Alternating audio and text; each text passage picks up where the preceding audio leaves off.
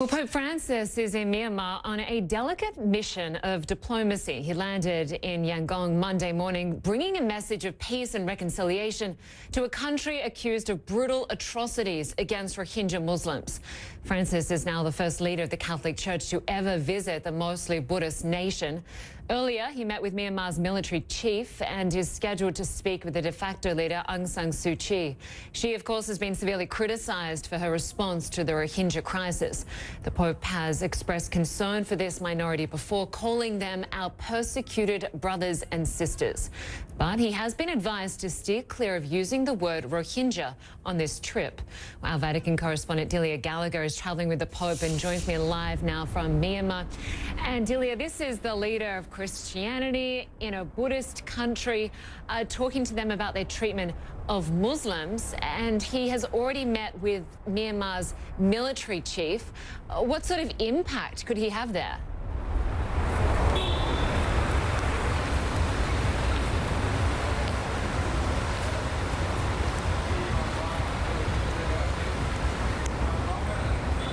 We seem to have lost our connection with Delia there. We'll try and come back to that shortly.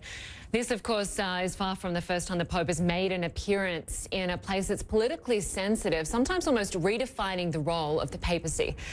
Here, have a look at these pictures. He is at Jerusalem's Western Wall, the holiest place for Jews to pray.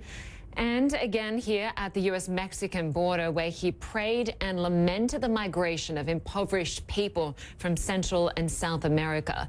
And finally, on the tiny island of Lampedusa, where he celebrated Mass to mourn the thousands of migrants who have died crossing the sea from North Africa. Well, the Pope is expected to deliver a message of compassion for the country's Rohingya, but as Ivan Watson explains, many people in Myanmar feel threatened by the Muslim minority.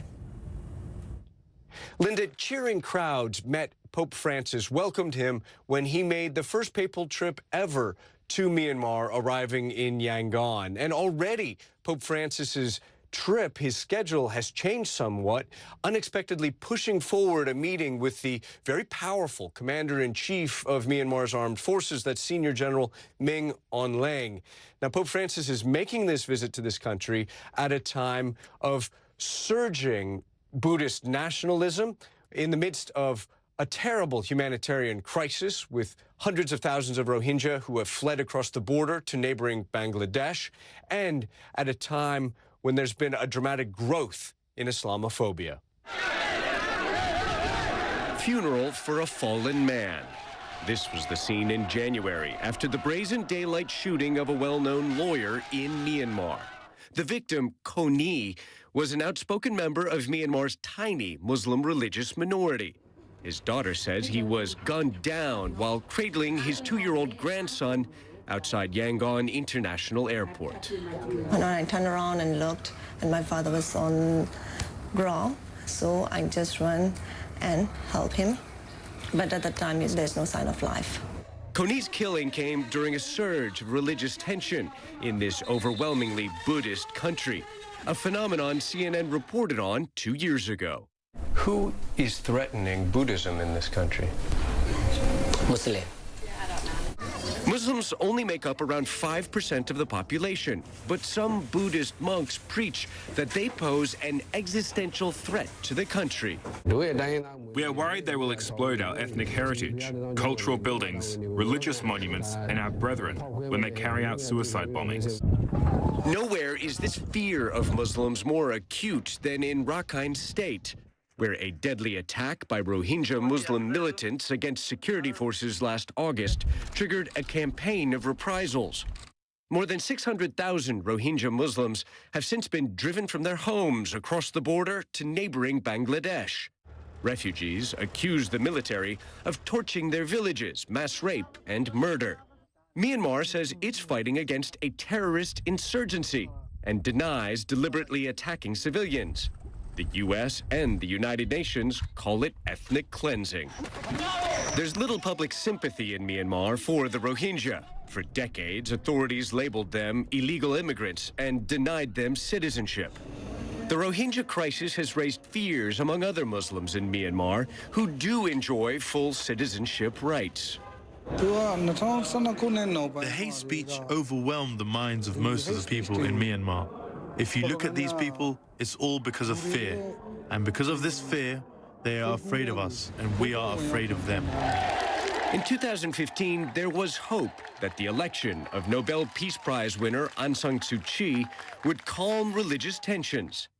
The murdered Muslim lawyer, Koni, was one of her top legal advisors and a defender of the Rohingya Muslims.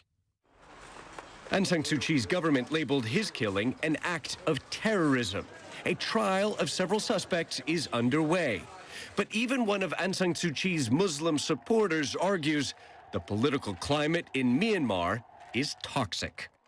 They keep on using religion as a political tool, and there were a lot of traps. So she has to be very careful. So I'll be very blunt. If she come out and defend the Muslim, it will be a political suicide for her. Koni's daughter warned her father to be more careful about challenging Buddhist nationalists. For that, he may have paid the ultimate price. Lynda, Pope Francis says he's coming to Myanmar to deliver a message of reconciliation, forgiveness, and peace. In the past, he's been very critical of what he has seen as the oppression of the Rohingya Muslims. So we'll be watching closely to see how he handles that with his hosts in the government of Myanmar. Lynda. Our thanks to Ivan Watson for that report. Well,